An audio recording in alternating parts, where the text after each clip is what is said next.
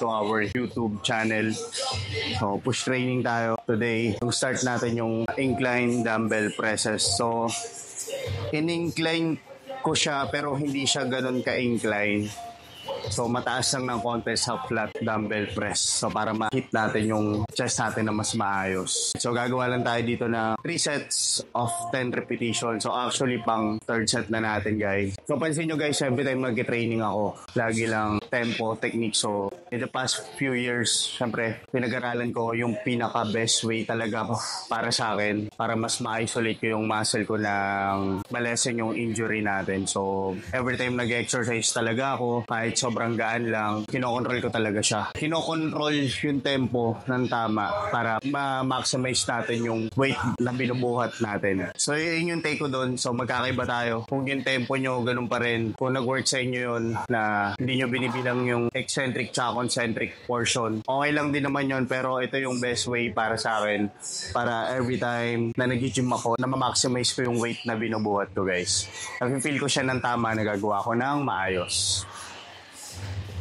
So, naalala ko dati kahit binubuhat ko yung 50 kg siguro 2 years ago, kaya ko siyang buhatin ng 12 repetition easy, pero yung form ko sobrang whack. More on ego lift yung ginagawa ko before, so pinagdaanan ko yun na mas nafe-feel ko yung shoulders kaysa chest muscle or yung area yung tina-target ko.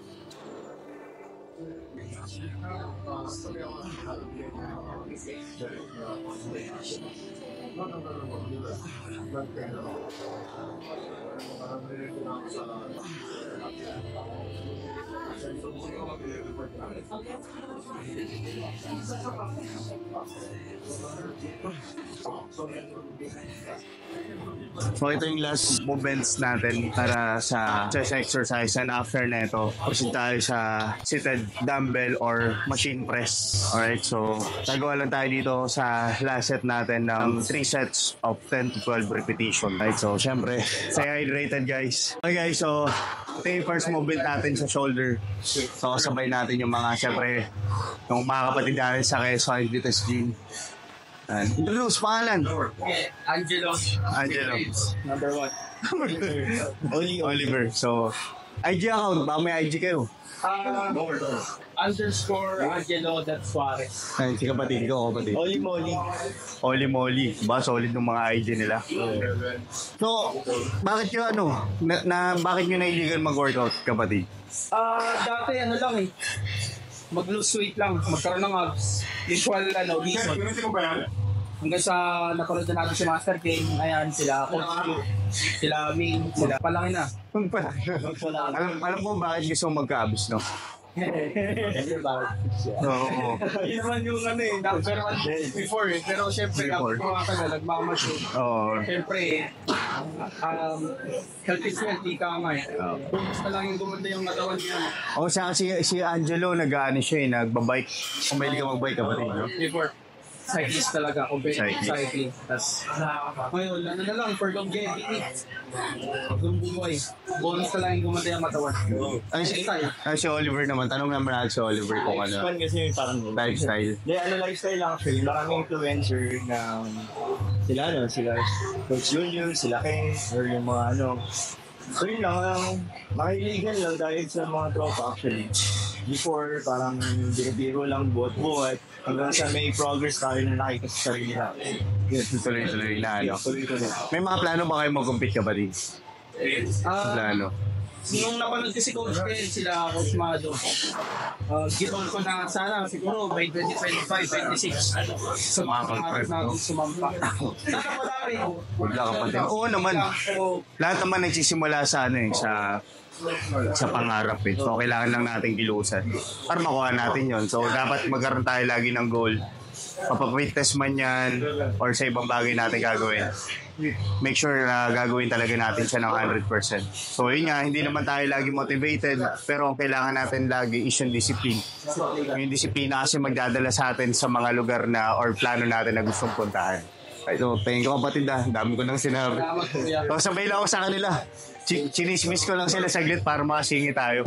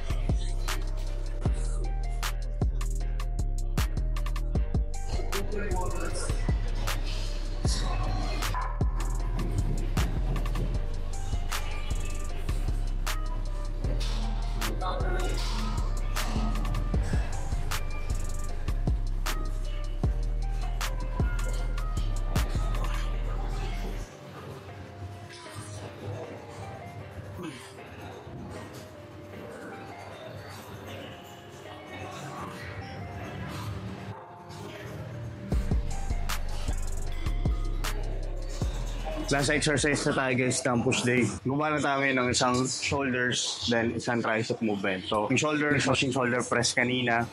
Then yung last exercise natin yung rope extension. So, push down. Alright, and after nito, kakain na tayo. Kasi 7 p.m. meron pa tayong client sa Visayas. Yun nga pala guys, mag-open ako ng slot for personal training. So, 3 slot yung meron ako. DM nyo lang ako guys kung gusto nyo makatrabaho. Sa Facebook page ko, sa personal account, and sa IG. Alright, so kunin natin yung fitness goal nyo, lalo na mag-summer. And kung gusto nyo mag-compete, pwede rin. Basta DM nyo lang ako guys. Send ko sa inyo yung full details one na nag-message kayo sa akin.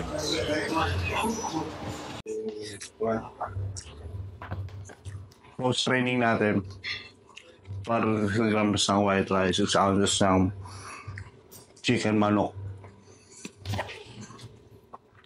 So, hindi natin tatapusin yung vlog natin for today. Post training. Mahaba. Sama natin si Uncle Tutoy. Sabangan niya next year. Mag-overall ulit yan sa Batangas, guys. Magpapalaki lang muna.